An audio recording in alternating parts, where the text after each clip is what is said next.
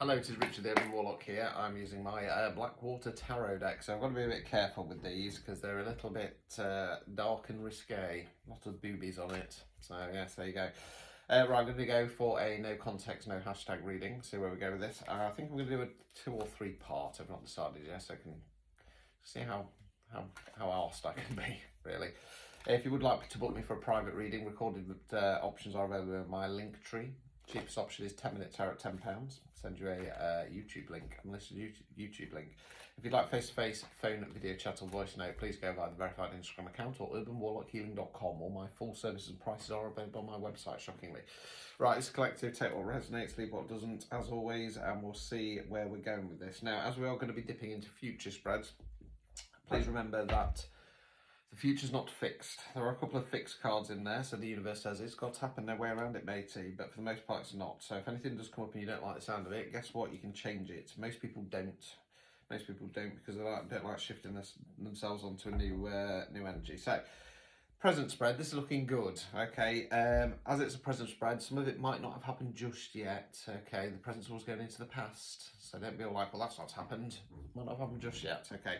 So, first card is the 2 of Swords in the reverse position. So, Swords relates to the element of air. It's generally speaking about the way we think and the words we use. Now, in the upright position, we've got a lady there with crossed swords and a blindfold on, okay? Do I go down the left path? Do I go down the right path? Do I stick or do I twist? Decisions, decisions. Now, in the upright position, she's not making a choice because she's burying her fucking head in the sand. In the reverse position, she's starting to take the blindfold off. That's going to help her to make a decision. Because she's finally seeing the situation as it really is, or you are, we then got the Wheel of Fortune in the upright position. Now, the Wheel of Fortune talks about 1 or 2 things. I'm going to go energetically this time.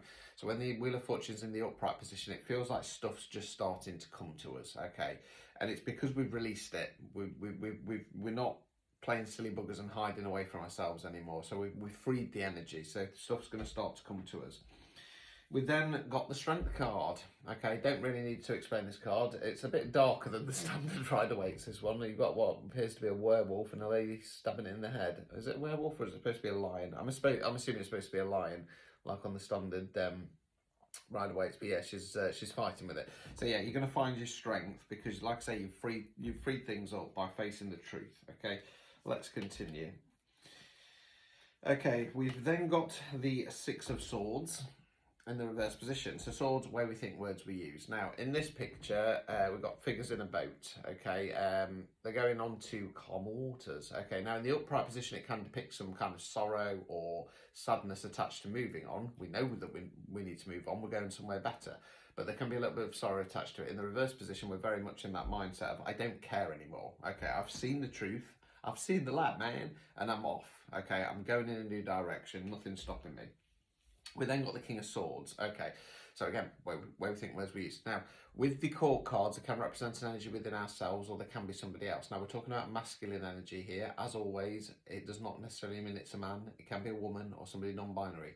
Now, kings and queens are in the upright position are good rulers. Okay, now, where I'm going with this, I'm very drawn to the fact that on this deck, he's got blood on his sword. Okay, so where I'm going to go a little bit left field with this, because like I said, we do all have masculine and feminine energies in us. Now, my feminine energies by default are higher. I'm a nurturer, okay? When I do my tarot and my readings, I step into my masculine because I'm an activator reader. I'm here to tell you what you need to hear, not what you want to hear, and I'm very King of Swords. I'm blunt, I'm direct, okay? The King of Swords is not afraid of saying what he has to say and off with the reds. Now, because he's in the upright position, it's not going to be nasty, but it's going to be blunt. It's going to be what people need to hear. So you're going to be stepping into that energy, okay? Overall outcome.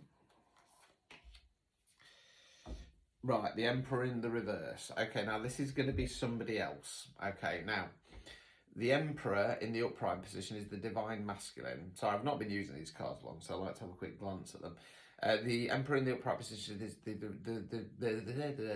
Divine Masculine. Okay, he's a leader. Okay, he's firm but fair. He's going to take control. Okay. In the reverse position, he is toxic masculinity. Okay, angry, rude, aggressive, oppressive, domineering. Okay. because you've stepped into that power of the King of Swords, and like I say, I don't care if you're normally more on the feminine energy here. I'm talking about your masculine energies coming in, or if you are higher in your masculine energies, you're taking control of the situation. You're up against an Emperor energy in the reverse. Okay, it's going to set them off because you've gone, right, I see the truth now. I'm done with this. Get out of my life. I'm not playing games, and it's going to anger them. Okay. Obstacles or blockages that you're facing. Five of Cups in the reverse. So in the upright position, we've got the figure here. Okay, they're supposed to be mourning. Okay, they're mourning the Three Cups that have fallen, mourning or grieving the Three Cups that have fallen over, and there's two standing up, and they're not focusing on that. Now in this deck, they're focusing on a wilted flower. You know, so again, it represents the loss of something.